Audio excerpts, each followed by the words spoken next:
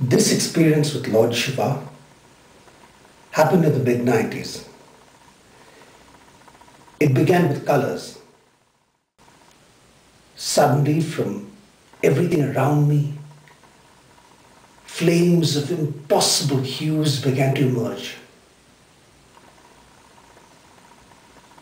And everything turned into a bonfire of flame, a bonfire of color. Then suddenly, a mantra to Lord Shiva began to emerge from my mouth. I've never heard it before, and I've never heard it since.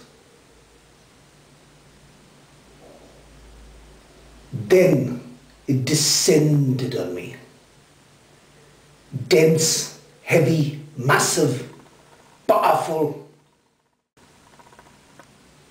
A vibration that was universe shaking. It was as if someone had switched on the generator of the universe. It felt like the Himalayas had descended on my shoulders. Vibration of vibration, layers and layers, almost as if sculpted out of granite. And yet, even though it was unbelievably powerful, it was communicated to me that the force to touch my being was actually at its gentlest register.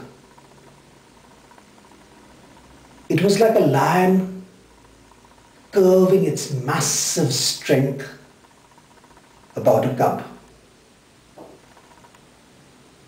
It revealed to me that if it were to just shift its hum, its vibration, just a notch, just a tiny notch, it could effortlessly rip the universe in two, as if the universe were just a sheet of paper. That's all the universe was to it, a sheet of paper.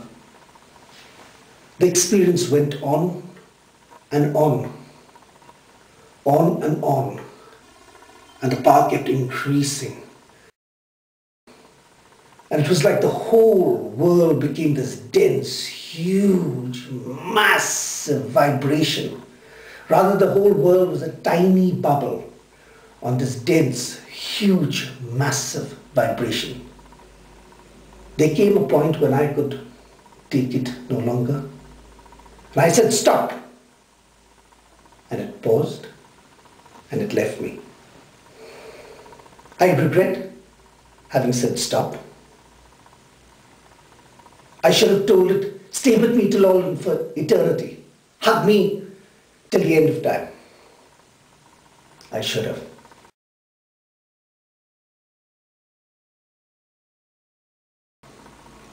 This experience hit me like an earthquake, for I had been shown the reality of God with bone-rattling power.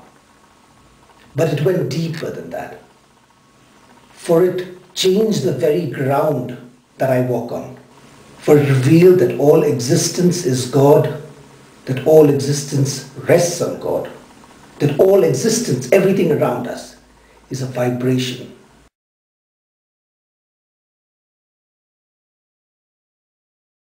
Another facet of the experience that stretched my mind was the sheer massiveness of the force.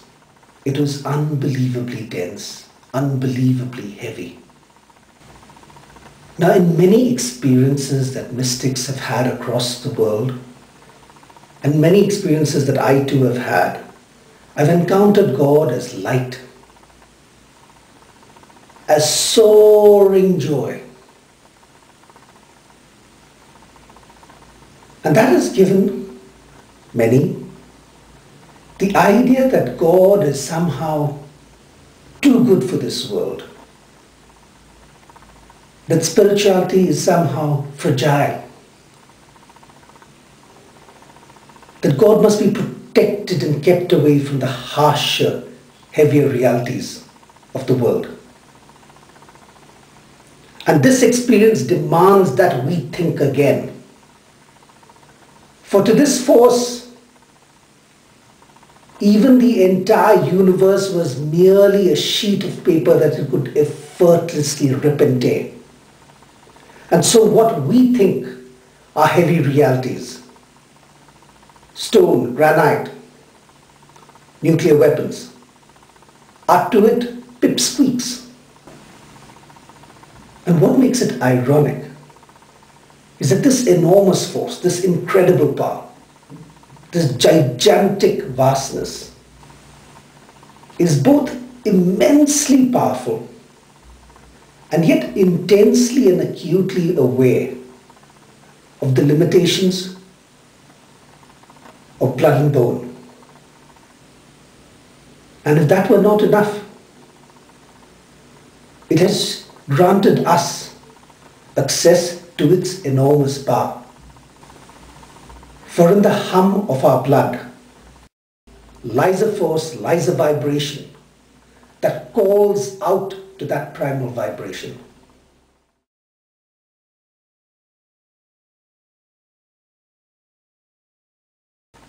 The experience also tore apart my world in another, more personal way. Fact 1. To many, Lord Shiva is a Hindu god. Fact 2. I have come from a Christian background, and my parents and my family are devout and inspired Christians. Well, by the time I had this experience, I had long since shifted out of formal religion. The encounter with a God, different from that of my childhood religion, still shook me. Was I being disloyal or even misguided? As I wrestled with this question, desperately trying to find an answer, I was given a lucid dream of great clarity. In it, I saw the face of Lord Jesus morph into the face of Lord Shiva and back, as if to reassure me that a deep commonality unites it all. I am personally ashamed that I should have been less than grateful, even for a moment, when encountering God.